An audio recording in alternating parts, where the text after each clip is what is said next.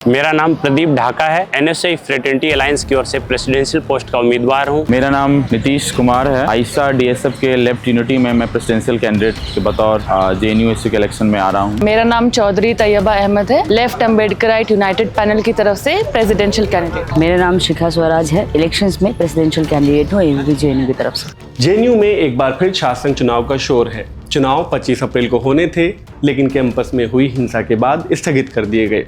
अब छात्रों को उम्मीद है कि चुनाव जल्द ही बहाल कर दिए जाएंगे। मकतूब हिंदी ने इस बीच उन उम्मीदवारों से बात की है जो छात्र संघ चुनाव में अध्यक्ष पद के लिए चुनाव लड़ रहे हैं। हमने उनसे जानने की कोशिश की कि इस चुनाव में उनके मुद्दे क्या हैं, वे किन इश्यूज पर बात कर रहे हैं और कैंपस से लेकर कैंपस के बाहर भी किन मुद्दों पर वे बात करना चाहेंगे। इस कैंपस में जो है एक पॉलिटिक्स ऑफ पोलराइजेशन शुरू कर दी गई है। कैंपस को पूरी तरह से पोलराइज कर दिया जाता है आने जो भी इलेक्शन आता है उसमें।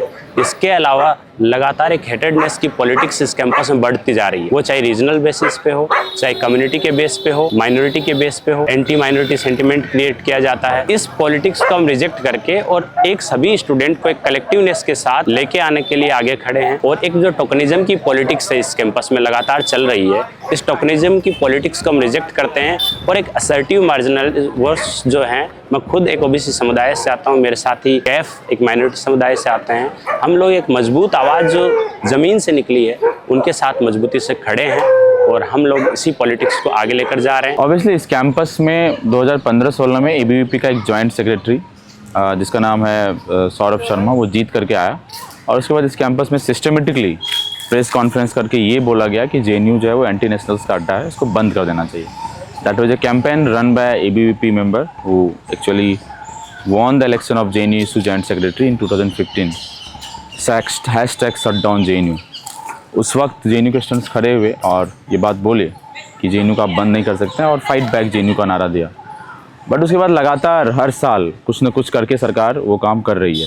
पहला जो एक मेजर इशू इस कैंपस में है फैकल्टी रिक्रूटमेंट का। हम लगातार देख रहे हैं कि आरएसएस, बीजेपी, एबीवीपी के बैकग्राउंड के लोगों को यहाँ पे रिक्रूट किया जा रहा है। मतलब बहुत ही सवाल करने लायक है। उसके बाद एमफिल को यहाँ पे स्क्रैप कर दिया गया, कंपलसरी अटेंडेंस पॉलिसी लाई गई। 2019 में इस कैंपस में फी हाइक किया गया और हालांकि स्टूडेंट ने रजिस्ट किया। उसके अलावा हम देख रहे हैं कैंपस में सीपीओ मैनुअल लाया गया। हर प्रकार के प्रोटेस्ट करने पर लोगों पर फाइन आ जाता है, तुरंत इंक्वायरी बैठ जाती है। यहीं पर अगर एबीवीपी के लोग किसी को मारते हैं, पीटते हैं तो उस पर कोई इंक्वायरी नहीं बैठती, कोई फाइन नहीं होता है। तो हर वक्त यूनियन जो है इस बात के लिए खड़ा रहा। इस कैंपस में 2014-15 में जो बजट आ रहा लगभग 300 से 350 करोड़ रुपए पर ईयर आते थे जेएनयू को। 2023-24 में वो 500 करोड़ के आसपास हुआ। बट अगर उसको इन्फ्लेशन पे हम एडजस्ट करेंगे तो बजट बढ़ा नहीं है बल्कि घटा है। इंफ्रास्ट्रक्चर की समस्या इस कैंपस में बहुत बड़ी है।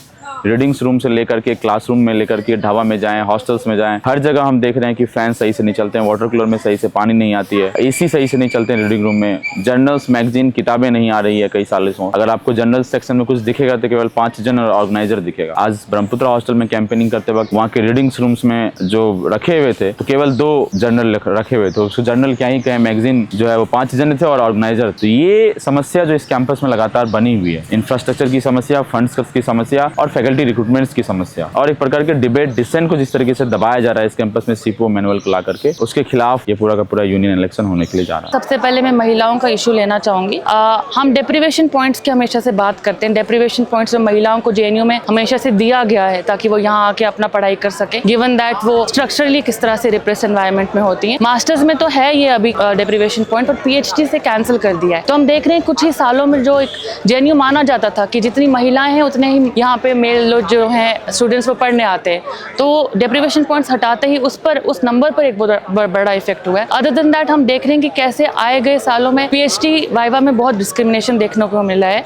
जो नाफे कमेटी का रिकमेंडेशन है कि वाइवा का वेटेज थोड़ा कम किया जाए डिस्क्रिमिनेशन को कम करने के लिए, वो हम अप्लाई करने के लिए उसकी मांग करेंगे। उसके बाद इंफ्रास्ट्रक्चरल इश्यूज बहुत ज़्यादा हैं। एक हमारा स्कूल ऑफ इंजीनियरिंग है, आप उसी की एग्जाम्पल देख लीजिए कि इतना बाकी जो जेएनयू है उससे बहुत ज़्यादा फ़ी वो पे करते हैं, पर वहाँ पे अभी तक कहने को सिर्फ 3 रूम्स हैं और ऐसे ही मतलब फंड कट्स और करप्शन हो रहा है। साइंस स्कूल्स है, वहाँ पे जो है एक CSR के साथ ये लोग एक डील साइन करते हैं और प्राइवेट रिसर्च को प्रमोट करते हैं, जबकि ये पब्लिक एजुकेशन है। ठीक है, तो ये हमारे मेन मुद्दे हैं, इसी को लेके हम आगे चलेंगे। और ABVP के साथ तो लड़ाई सबसे बड़ा मकसद इस टाइम पे है, क्योंकि हमने खुद देखा है, मेरा ये पर्सनल, मैंने अपनी आंखों से देखा है जब से मैं इस कैंपस में आई हूँ कि डराने धमकाने का पॉलिटिक्स ABVP करता है। कैंपस बहुत जर्जर हालात में है। जो जिस JNU की इमेज बाहर है, वो JNU अंदर से खोखला होते जा रहा है। क्रम्बलिंग इंफ्रास्ट्रक्चर हो, लोगों के हॉस्टल्स में हो, खाने की पीने की, बाहर आप जब ढाबे पे आप घूम रहे हैं, उसका एकेडमिक स्पेस, मतलब पहले होता था ना प्रोफेसर स्टूडेंट रेशियो, उस टाइप का, उसमें भी बहुत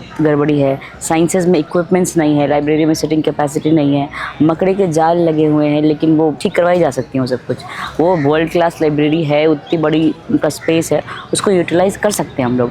बट ऐसे बहुत सारे मुद्दे हैं जिन पे हम मतलब यूनियन के सुस्त होने से या यूनियन के एब्सेंट होने से वो चीज़ें काफ़ी पिछले टाइम में बर्बाद सी हो गई हैं। मतलब इस कैंपस को वापस से वैसा कराया जा सकता है, वापस से कि मैं कहूँ और सुंदर बनाया जा सकता है हर चीज़ में, एकेडमिकली, डिबेट, डिस्कशन, इन सब चीज़ों में। तो मैं चाहूँगी कि अगर ABVP आती है यूनियन में, हमारे जो मुद्दे होंगे वो कम्प्लीटली कैंपस ओरिएंटेड होंगे। आप ये वीडियो मकतूब हिंदी पर देख रहे हैं। JNU छात्र संघ चुनाव से जुड़ी हुई हर अपडेट्स हम आपको लगातार देते रहेंगे। बने रहिए हमारे साथ। शुक्रिया।